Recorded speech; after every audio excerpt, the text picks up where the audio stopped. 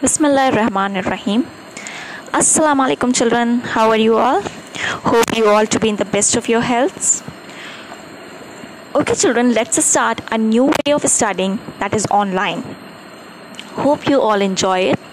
So let's start our first English class of the session 2020-21 with the name of Allah. Our first topic of the first English class is the parts of speech. As parts of speech is the first step in the grammar study. By learning it, we begin to understand the use of function of words in a sentence. Means what? As we all know that what is a sentence? A sentence is a group of words joined together to make a complete sense. Correct?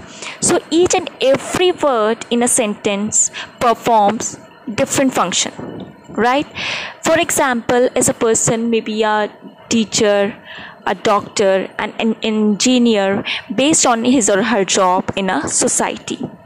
Similarly, a word can be a verb, an adjective, a noun, a pronoun, anything based on its job in a sentence, based on its function in a sentence. In other words, or in short, we can refer parts of a speech to as job title.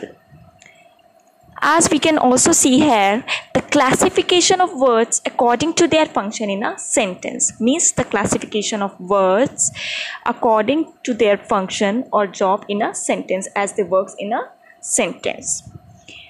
Now beta, how many parts of a speech are there?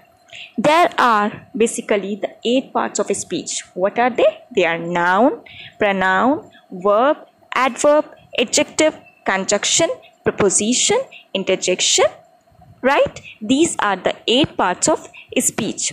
Now the first one we are going to study is, we are very familiar with noun. Noun is a word that we use as the name of something. Right?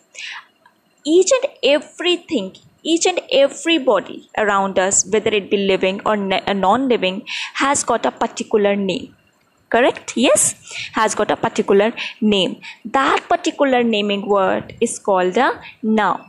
Now it may be a name of a person, Alishba, Ali, place, Karachi, Pakistan, animal, cat, tiger, thing, table, pen, feeling or an idea, hatred, love, etc.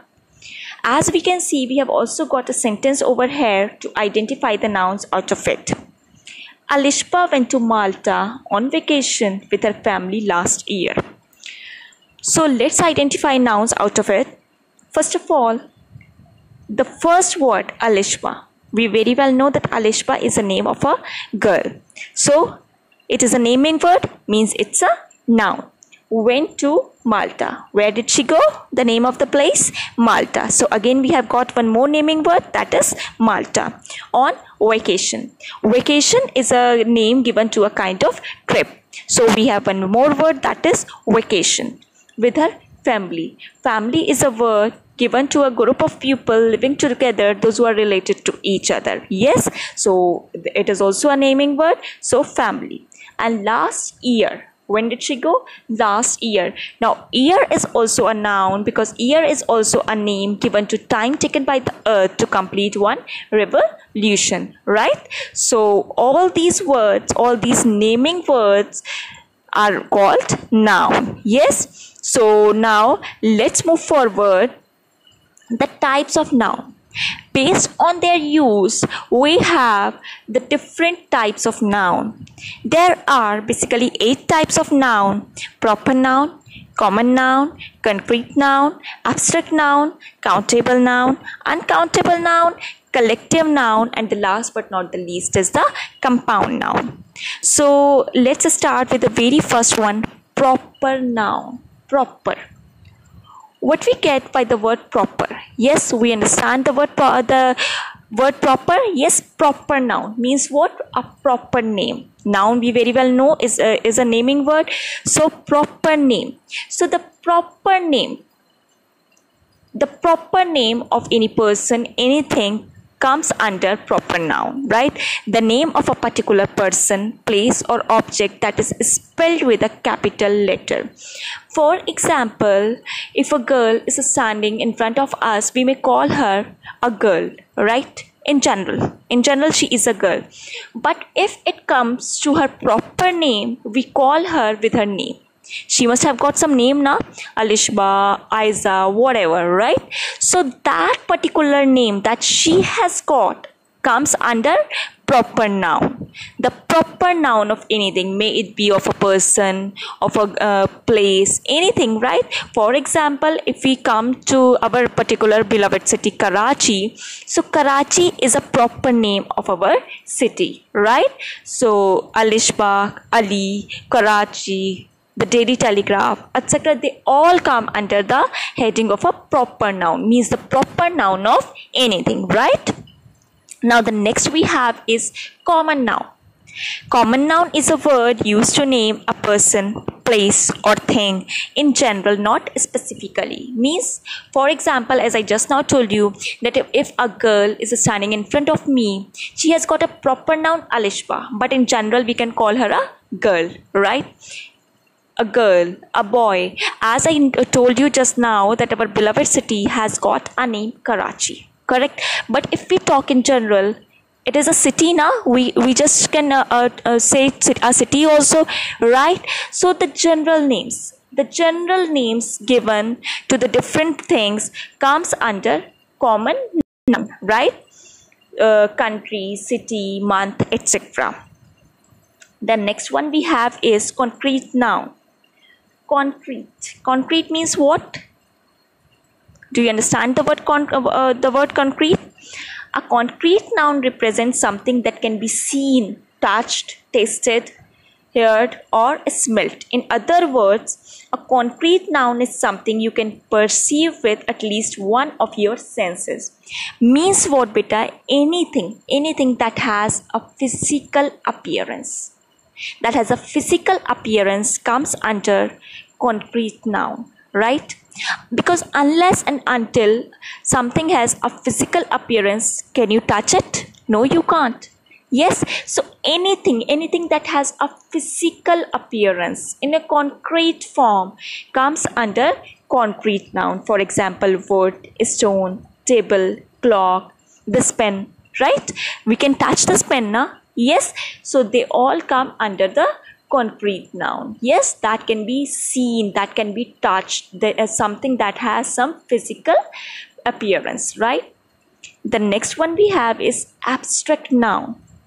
An abstract noun is a noun that refers to an intangible concept, right? The things that means it is totally opposite of concrete. The things that do not have any physical appearance, we cannot touch them, we cannot see them, right? Because it is they are connected to some kind of feelings or idea. For example, a quality like truth, danger, happiness, etc. means they can be just felt, but we cannot see them, we cannot touch them, right? Okay, now next comes countable noun. Very clear with the name, countable, that can be counted in numbers. Countable nouns are those that refer to something that can be counted. They have both singular as well as plural forms. For example, city, cities, cat, cats, cake, cakes, etc. means anything that we can count in numbers. For example, if 2 pens are lying over here, so we can say these are 2 pens. We can easily count them. Yes, so they come under the countable nouns. Now next we have the opposite of countable noun, that is uncountable noun. And uncountable noun, it's exactly what it sounds like, a noun that refers to things that normally are not or cannot be counted in numbers. For example, milk, water, sugar, etc. Can we count milk? No, we can't. We cannot count milk. We can measure milk, but we cannot count it in numbers, right? We can measure milk, water, sugar. Like we can measure 1 liter or 2 liter of milk, 1 liter water, 2 liter water, 1 kg sugar, 2 kg sugar. But Do we ever say one water, two water, one milk, two milk, one sugar, two sugar? No, we cannot count them in numbers. We can only measure them, right, in the units. The next one we have is collective nouns. Collective nouns are names for a collection of a number of people or things. For example, group, herd, array, etc. Means what? When we take the number of people or anything as a group, like right, when we collect them as a group, when we name a group or anything, they comes under collective noun. Like we often say a team of players, a group of a team of players. What does it mean? A group of players playing together. So we take them in a collective group, a team of players. A swarm of bees means what? A group of bees going together. Okay? So when we call them collectively in a group, they come under collective noun. The last but not the least we have is compound noun. A compound noun contains two or more words that join together to make a single noun. For example, keyboard, sister-in-law, cake shop, etc. We can easily see here, like for example, we have keyboard. Now, we can easily see this word keyboard. It consists of two words, key and board. Sister-in-law, sister and law. Cake shop, cake and shop. Now beta, I have given you three words as an example, right? Keyboard, sister-in-law, cake shop. But all these three words look a bit different. Like keyboard, we can see it also consists of two words, key and board. But there is no space between both of these words, key and board. They both comes together, keyboard. So beta, these type of compound nouns are called closed compound nouns. What are they called? They are called closed compound nouns. Like, right? The next one is we see sister-in-law. All the words sister-in-law are separated by a hyphen, right? So these type of compound nouns are called hyphenated compound nouns. And the next one is we see cake shop. There is a space between both the words cake and shop. So these type of words, these type of compound nouns are called open compound nouns, which have a space between both the words, right? So here we come to an end of the first part of a speech, that is noun and its type. Hope you all understood it well, right? And one of the and as I hope that you all understood it well and are now able to complete exercise 1 of the given handouts, right? If you have any queries, you can ask me in the Zoom meeting. So Jazakallah, let's meet in the next class inshallah. Do task 1 of the given handouts. Jazakallah, Allah Hafiz, take care, stay safe. Allah Hafiz children.